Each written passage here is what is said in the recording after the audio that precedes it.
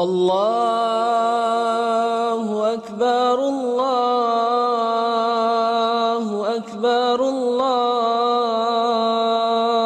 أكبر لا إله إلا الله والله أكبر الله أكبر ولله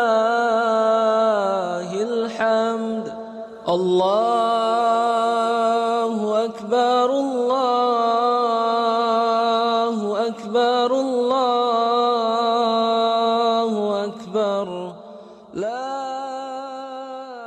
إله إلا الله. Assalamualaikum warahmatullahi wabarakatuh. Alhamdulillahirabbil alamin. Wassalatu wassalamu ala asrafil anbiya'i wal mursalin sayyidina wa maulana Muhammadin wa ala alihi wa ashabihi ajma'in. Amma ba'd. Para anak-anakku dan orang tua sekalian, puji dan syukur kita panjatkan kepada Allah Subhanahu wa taala karena atas berkat segala nikmat yang Allah berikan kepada kita sehingga kita masih bisa berjumpa, bertemu dengan momen yang spesial kali ini, yaitu pada hari Raya Idul Adha 1443 Hijriah. Shalawat serta salam kita limpah curahkan kepada junjungan kita, kepada Nabi kita, Nabi besar Muhammad Sallallahu Alaihi Wasallam, yang kelak pada hari kiamat nanti kita nantikan syafaatnya dari beliau. Amin amin ya rabbal alamin. Anak-anakku dan para orang tua sekalian, Allah Subhanahu wa taala telah memberikan kepada kita nikmat yang sangat banyak. Bagaimana Allah Subhanahu wa taala berfirman dalam surat Al-Kautsar, A'udzu billahi minasyaitonir rajim. Bismillahirrahmanirrahim. Inna a'tainakal kautsar fasalli lirabbika wanhar inna syani'aka huwal abtar. Allah berfirman bahwasanya inna a'tainakal kautsar, sesungguhnya kami telah memberikan kepada engkau ya Muhammad al-kautsar, itu dimaknai sebagai nikmat yang sangat banyak. Begitu pula pada kita umat Nabi Muhammad sallallahu alaihi wasallam, Allah Subhanahu wa taala memberikan banyak sekali nikmat kepada kita. Nikmat sehat, nikmat bisa melihat, nikmat bisa beraktivitas. Maka dengan segala nikmat yang Allah berikan kepada kita, kita dituntut untuk bersyukur. Maka dengan apa kita bersyukur? Yaitu dijelaskan, dilanjutkan pada ayat yang kedua, fasolli lirabbika wanhar, yaitu dengan melaksanakan sholat, wanhar, dan berkurban. Dengan setiap hari kita melaksanakan sholat mulai subuh, zuhur, asar, maghrib, dan isya adalah bentuk daripada kita meluapkan rasa syukur kita terhadap nikmat yang Allah berikan kepada kita. Kemudian yang kedua, wanhar, berkurban, yang mana ibadah ini merupakan ibadah tahunan, ibadah yang hanya bisa kita laksanakan 1 tahun sekali, yaitu pada 10 Zulhijjah dan juga pada hari tasyrik setelahnya, yaitu pada tanggal 11, 12, dan 13 Zulhijjah. Maka anak-anakku sekalian dan para orang tua, pada setiap apa yang disyariatkan oleh Allah Subhanahu wa taala kepada hambanya pasti terkandung banyak sekali hikmah, tak terkecuali ibadah kurban yang disyariatkan.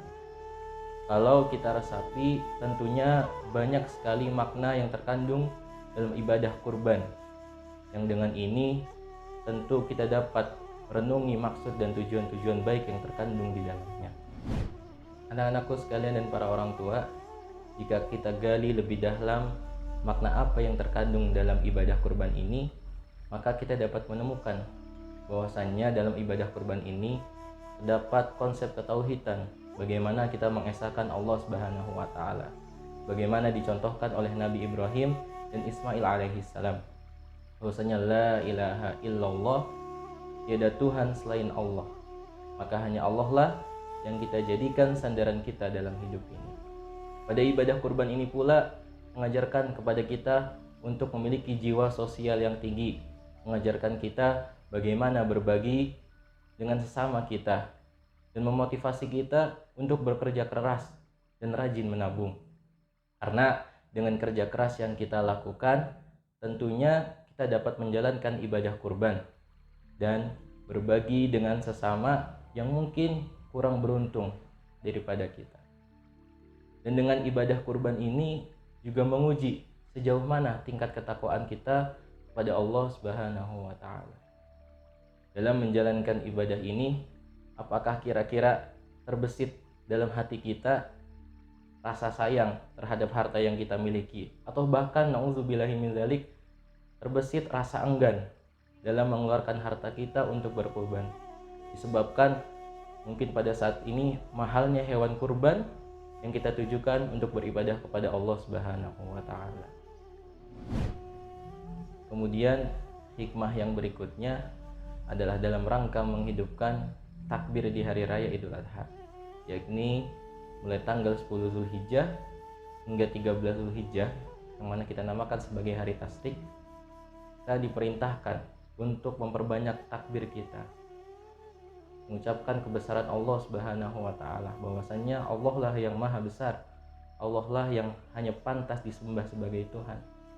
Maka disitulah konsep ketauhidan kita diuji, bagaimana kita mengagungkan hanya Allah lah yang pantas kita besarkan, yang kita sembah sebagai Tuhan Rabbul Alamin, Tuhan semesta alam. Anak-anakku sekalian dan para orang tua, di samping itu semua, Hari Raya Kurban pun memiliki makna yang sangat dalam.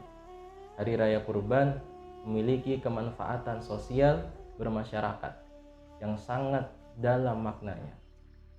Hal itu terlihat ketika pelaksanaan pemotongan hewan kurban akan dilaksanakan. Itu para mustahik yang akan menerima hewan kurban berkumpul dalam satu tempat. Mereka saling berinteraksi, mereka saling bersukacita, meluapkan rasa gembiranya, terutama bagi saudara-saudara kita yang mungkin kurang beruntung, yaitu yang mereka dilanda kemiskinan.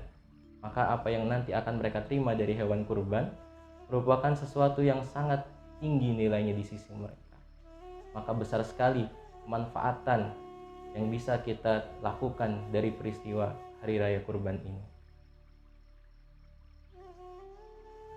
Maka dengan syariat kurban ini, kaum muslimin dilatih untuk menebalkan rasa kemanusiaannya, mengasah kepekaannya, dan juga menghidupkan hati nuraninya.